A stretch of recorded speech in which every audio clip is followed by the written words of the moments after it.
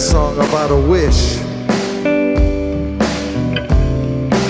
that we all have.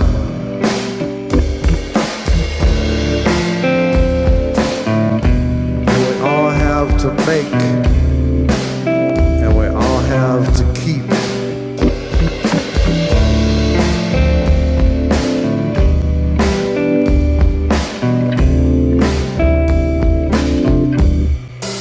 When you wish upon a star, doesn't matter where you are or where you're going, honey, it's showing.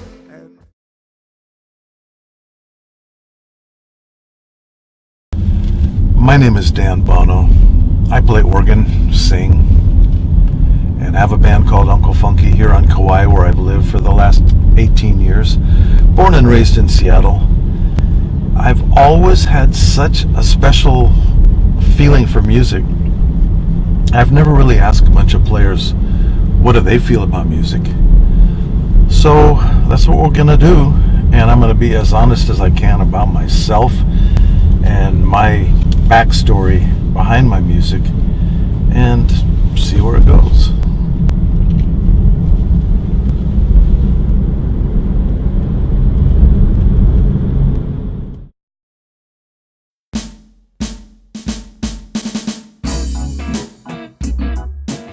I was raised in a really musical household. We had instruments all over the place. My mom and dad both loved music. They both played music. When my friends would come over, they're shocked that we'd have these drum sets or guitars or whatever all around the house. And I didn't realize it, but my folks were pretty much into alcohol as a way to get free to play music. And I started out music as a kid, and then I got into the school band, and then I made rock bands and all this kind of stuff. I went to high school in Africa, and that influenced me a lot. And my folks were kind of like outside the box as far as all the rest of the kids' parents were concerned. My folks would be riding motorcycles and my dad had a beard all the time, and my friends thought that I had the perfect place because it seemed so fun at my house. So that kind of sets the stage for me going down this path of relishing original music and really standing for the excitement of developing music.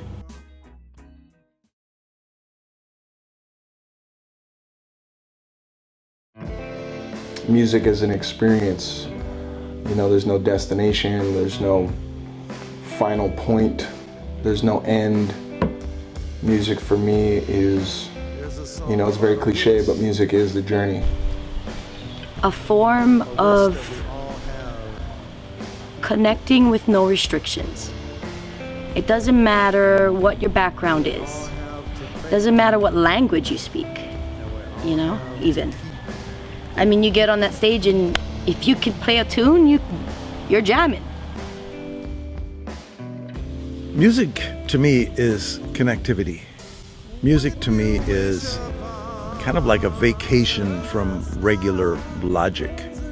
It's the invitation to get involved with others. It's the release of the constraints of your regular existence.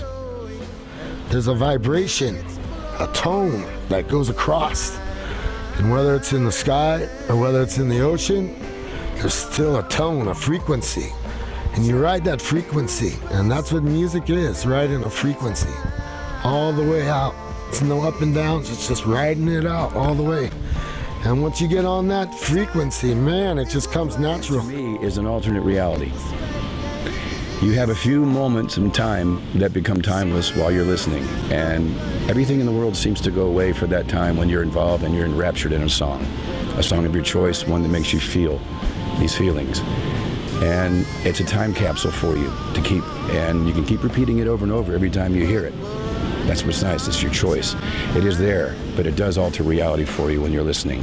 It takes you somewhere, and that's why I think humanity has clung on to music ever since the drums. Well, for me, music is everything. Music is life, music is therapy, music is expression, music is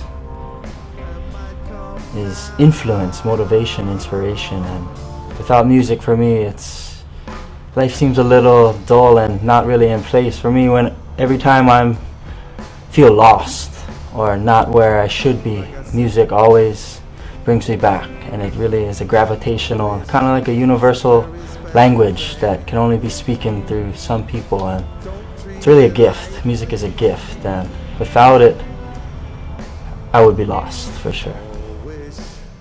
I think music can be used as a social change, and that really inspired me, like the musicians of like Bob Marley, the Beatles. Fela, he had a whole movement because of his music, and you become the leader, and you become a statement of truth.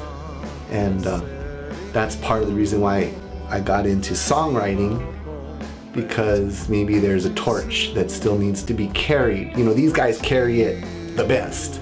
And maybe we can just carry a little spark, and then maybe our flame can get bigger to carry this torch of peace, unity, justice, equality, and joy for humanity.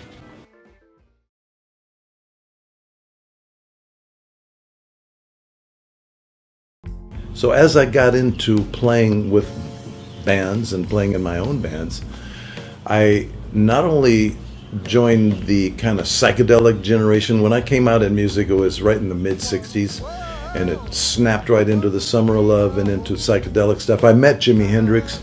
He dedicated a song to my band back then, and he told us, hey guys, don't do anything because I'm going to send for you. Because two of the guys in my band were actually his older cousins who gave him his first guitar. So when Jimi Hendrix told us that, hey guys, I'm going to come back and help you all out, that was exciting, because this is a real guy. This is a person that my guitar player and bass player knew. So when he died, it really upset me, and I started kind of backing off in a way, because I saw like all these other people dying, in my estimation, because of the rough road that the music industry gives to your ego, you might say, and it kind of fluffed these people up and got them all drugged out, and it gave me a kind of a little bit of fear, which is healthy in a way, to be fearful of these dangerous obstacles in the music industry, but it didn't necessarily help me in the long run, because I found myself getting critical of other players that would be successful or playing in what I called copy bands, cover bands. So it's off to the mainland again, and you know, I would love to stay on Kauai a lot longer every year, but there just aren't that many gigs, and I love playing gigs. So I'm looking forward to going over to Seattle, where I got my West Coast band, and doing Seattle and some gigs in Oregon and California. Aloha. Due to heightened security measures, please do not accept items from strangers and protect your luggage.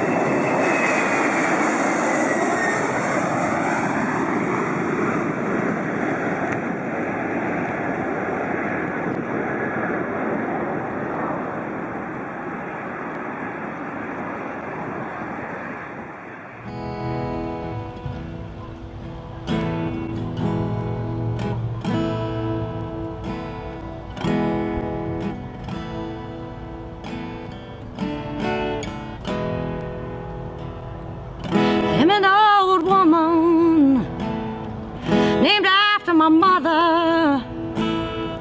My old man is another. I guarantee if the amount of people that gravitate towards you, towards your skill in life, your skill set, your energy that you put out, I guarantee if they can see it, it just takes exposing yourself for the rest of the world to see it. You know, so for me, what keeps me going is knowing that God is good and that I have a blessing, and I was that person that didn't believe them every single time up until now. That I had that blessing, that it was a real and true gift, and that if I wanted to experience success in order to experience fulfillment in my life, that would probably be the route that I'd want to take. why am I still doing music after all this time? Well, for me, I was really lucky and blessed that I have fans. So I'm really doing it for the people saying, Sash, please give me a new song. And you know, I'm sort of always puzzled about society's constant need for new. I'm like, I like the classics myself. But you know, it's good to be poignant and in the moment, and people want new stuff so they can, I don't know, listen to something new. But so what keeps me going is I really enjoy making people dance. If I can make a party to people dance, and the support of the people is encouraging me to keep going in the professional sense of it. But it's difficult in a professional way, you know, as a touring musician to, you know, make money on the road. It's hard, and leave your family, and luckily for me, I don't have to play that game. I'm here on Kauai. I'm pretty much a farmer, and have a little piece of homestead, and music it's the pursuit of art, I think, in that trying to be good. You know, write a song that can move somebody and touch somebody and make the world a better place. That's what keeps me going. Well, music, like I said, is therapy, and in life there are ups and downs, positive and negatives, and there's a learning curve with music. And I try to embrace the downfalls, all the negativity. So like a roller coaster ride, I'm just throwing my hands up and going with it. In Hawaii we say ho'onalu, go with the flow, you know. And for me, what brings me back and keeps me grounded is family. And without family, there is no, you know, unity, and that is the goal in music. I think for most authentic musicians is having a sense of family and unification and world peace. That was always my dream as a kid. And love, peace, and harmony. What keeps me going as far as music, and it's difficult because there are a lot of things that go on as you get older, a lot of obligations, you know, family, social. For me, if I feel like I need something, if there's something I have to say, then that is the impetus for me to get down in the studio and do something. And the cool thing about hip hop is, you know, I'll make tracks and I'll just play instrumentals in my car and I'll just freestyle or whatever. But if something hits me, whether it be something political, something socially, something that I've experienced just within my family or whatever, that's when I pick up the pen and a pad, and then I'll actually jot something, and then I feel like I want to express something to the masses. The ups and downs of music for me, been through my whole career, which I will call it a career because a lifetime is that, is the subjectivity that people, when you approach people with your music, when it's original music, you become a little delicate and subjective to people's opinions. Those are the down parts sometimes. Sometimes they're also the up parts, because sometimes you can have people listen to your music first time around, live or whatever, and they will be excited by it. And so those are the up parts. What's kept me going all this time is really the up parts have just slightly outnumbered the bad parts. The down parts, rather. Subjectivity only helps to enhance one's creativity, I think, because you're getting a lot more feedback from a lot of other people, and you learn what makes them feel good in your music, so that you can accentuate better and get better as time goes. And that's what's kept me going. It's something I've always done and something I will always do, and I never cease to learn anything, especially with today's technology, the new techniques, the recording. So it's pretty exciting still at this age.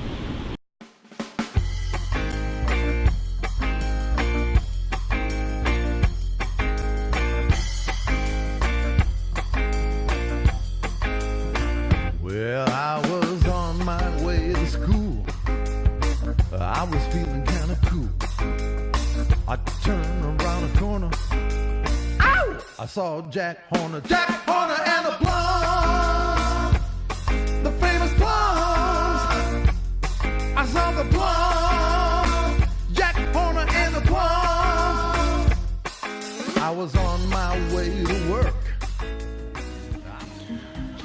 Here in my hotel room, the second day in Seattle, I messed up my neck on the way out of Kauai and I got some food poisoning. I'm gonna get over all this stuff because I'm really looking forward to this gig. I'm just gonna take it easy today though, because my friends invited me to their gig tonight and I've known these people since grade school. So I'm gonna walk down there and have some fun, take this neck brace off and pull myself together here.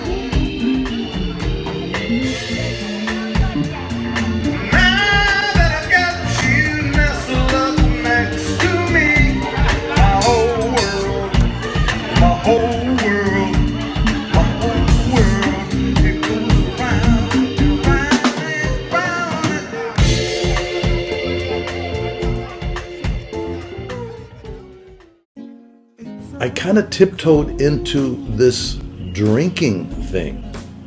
And I didn't realize, I moved to Kauai 18 years ago. And over here it became even a little worse because all the musicians who were getting gigs were playing what I would call like yesteryear's copy band type stuff. Cover music, if it's jazz, if it's pop, if it's blues, it's stuff that's so old-fashioned that I was extremely critical. Well, that didn't do me any good either. And so then I found myself drinking by myself more than I ever would have admitted to, like on a daily basis. Till one day, my dad had a stroke back in Washington State, and I live in Hawaii, and so we all rushed back to Washington, and as soon as we got there, he got better. So we were sitting around and playing music and having a few drinks, and at the end of the night, rather than spend the night with 10 people and a dog in my folks' house, I elected to go into the small town and get a motel. Well, I stopped on the way and I had a big old pint of this IPA, super strong, like microbrewery that they don't have over here in Hawaii very much. And I got the beer and I looked around and I realized I never go to taverns, I never go to bars. I can't relate to this whole lifestyle. So I drank it really fast, and I'm kind of uptight now because I have to go stay in a motel and I don't really feel like it. So I go out of the door and I stomp over to my folks' car and I kind of peel out and I like speed up to about 38 or some speed that's just barely over the speed limit. Little did I know that there's a cop waiting in the bushes for somebody like me, and I got arrested. Long story short, they threw me in jail. My brothers came and picked me up the next morning, and I reached for a beer in my mom's refrigerator, and I realized right then and there, I'm never going to have another beer. I'm not going down that path after I saw these guys in jail. So how did that affect my perception of myself in music? A lot more than I ever would have realized. I would have never admitted to being a drinker, an alcoholic, any of these words. That's like somebody else. Until I stopped drinking, and it's been 4 years now, and I realized that affected every molecule of my existence. I was on alcohol, and it influenced every decision. It influenced every night of practice. I'd practice till I got kind of slurry, and I didn't feel like practicing anymore. That's not good. That's not good for a creative thought process to be limited by alcohol. So I kind of blossomed and I started accepting the gifts of others, kind of, I hate to say this about myself, but on a par to or equal with, and doing this filming really shocked me, and really I had some like emotional moments when I was listening to these other players being so pure, so sincere, so devoted, so authentic, so having such a lot in common with me. And I realized that the alcohol had kind of insulated me from accepting of others. So now I find myself in a way more open than I've ever been in my whole life. And I'm ready to approach this thing afresh. And so that's what brings me to my new page.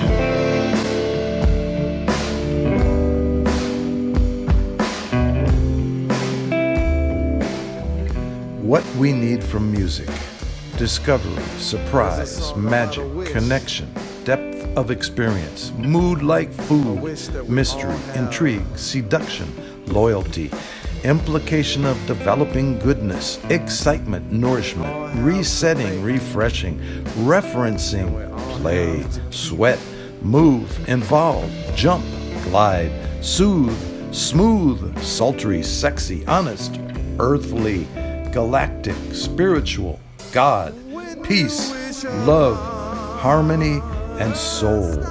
That's what we need from music. Hey, thank you guys for watching. And wow, that was a lot of fun, and I learned a lot by making that thing. So hope to see you guys at some gigs. Aloha.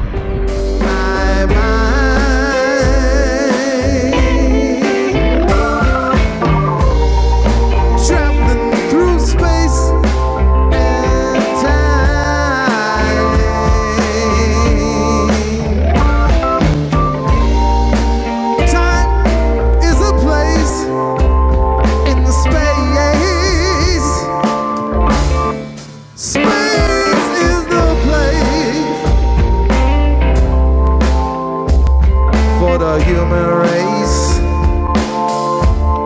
The race is on,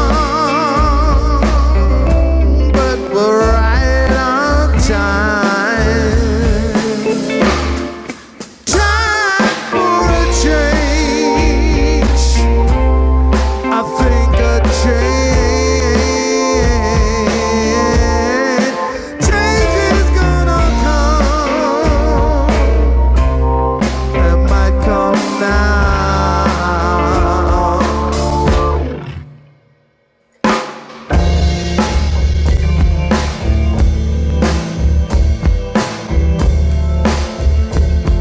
Like I said,